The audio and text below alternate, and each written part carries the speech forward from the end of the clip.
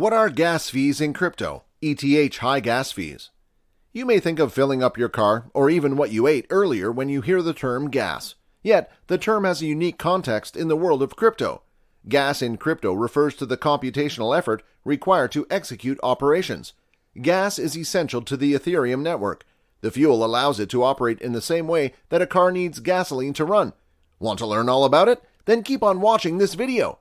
Hey guys, welcome back to Crypto Animations, the channel where we explain to our viewers about the different types of cryptocurrencies and everything new investors should know. In today's video, we will talk about crypto gas fees, how they work, what they do, and more. So be sure to be attentive because you clearly don't want to miss out on today's video. Also, if you're new to the channel, be sure to subscribe to the channel and turn on post notifications by hitting the bell so you never miss any of our uploads. Now, with the intro out of the way, let's get into our topic for today. In the cryptocurrency world, gas refers to the computational effort required to execute transactions on the platform in question. Essentially, gas is like a toll on the highway, and costs are often higher for larger or more complicated transactions, just as truck drivers pay higher tolls than smaller vehicles. Gas refers to the unit that measures the amount of computational effort required to execute specific operations on the Ethereum network. Since each Ethereum transaction requires computational resources to implement, each transaction requires a fee. Gas refers to the fee required to conduct a transaction on Ethereum successfully. Gas fees are the transaction fees that users pay to miners on a blockchain protocol to have their transactions included in the block. The system works on a standard supply and demand mechanism. If there is more demand for transactions, miners can choose to include the transactions that pay more, compelling users to pay more to have their transactions processed quickly and efficiently. You must pay a gas fee to make a transaction or execute a smart contract on Ethereum. Regardless of the wallet you use, you will always need to pay for gas when completing transactions. Gas fees are denoted in GUI, which is just 0.000000001 ETH. You can think of GUI like cents, since 1 cent is 0.01 of a dollar. For every transaction you want to make, you must set what fee you are willing to pay to execute your transaction. The gas limit is the maximum amount of gas you are ready to pay for in a particular transaction. Additionally, it would help if you input the gas price for each transaction as well. The gas limit times gas price equals gas fee. You pay the gas fee when you submit a transaction. You have to pay a gas fee when you want to transact in Ethereum on the Ethereum platform. A standard ETH transfer requires a gas limit of 21,000 units of gas. Gas fees are denoted in GUI, which is just 0.000000001 ETH. You can think of GUI as cents, since 1 cent is 0.01 of a dollar. However, when you send a transaction request to the Ethereum network, processing how quickly your transaction depends on the gas limit you are willing to pay. Essentially, a priority is given to proposals that are willing to pay higher gas fees. If you would rather pay a lower gas fee, though, be prepared for your transaction to take a lot longer. If the minimum amount of gas required to process a standard transaction is 21k gas units, that number must be multiplied by the average gas cost in GUI to determine how much ETH you need for the transaction. All of this can simply be done in your digital wallet. Most wallets that support ETH and Ethereum-based tokens will allow you to select the speed of your transaction and calculate the required amount of GUI necessary to process your request. A gas cost exists so that the network can function correctly. Without a gas cost, a user could, in theory, execute a program that never ends, either intentionally or accidentally, which would bring the entire Ethereum network to a standstill. If there is not enough gas available to make a transaction, the user still pays for the work that has been done, even if a transaction fails. While this prevents attacks on the network, it does mean that not paying enough gas for a transaction can result in financial losses. Gas limit is the maximum amount of gas you are willing to use on any given transaction. If the actual amount of gas used turns out to be lower than the limit you specified, the remaining gas would then be returned to you. But if your limit is too low, you either won't be able to process the transaction, or the transaction will fail, and you will lose that gas.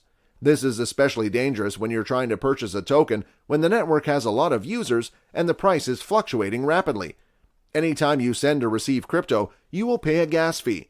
The same goes for making crypto trades and running any processes requiring smart contracts such as minting NFTs. And speaking of NFTs, just like with Ethereum transactions, NFT transactions also require gas fees. An NFT is an abbreviation of non-fungible tokens. A fungible object or unit is interchangeable, suppose like a penny. On the other hand, a non-fungible token is a unique piece that cannot be exchanged or traded. Because of this, a finite number of NFTs exist, and their value is driven by a demand for ownership rights of these limited NFTs.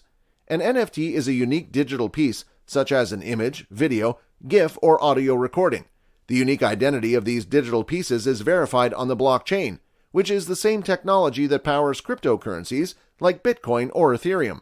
Though most NFTs use the Ethereum platform, note that other platforms like Solana are also used to buy and sell NFTs.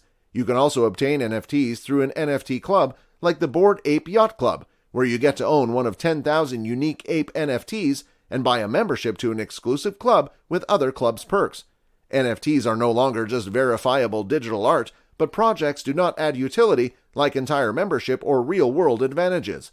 So, do you have to pay gas fees for every single crypto transaction crypto owners make? You don't necessarily have to pay gas fees on every cryptocurrency transaction. With Bitcoin, for example, a transaction fee needs to be paid for miners to maintain the blockchain. If there is ever a shortage of miners, like what occurred in China in April 2021, transaction fees for Bitcoin could be as high as $59. Otherwise, an average transaction fee for Bitcoin can fluctuate between $24 to $31.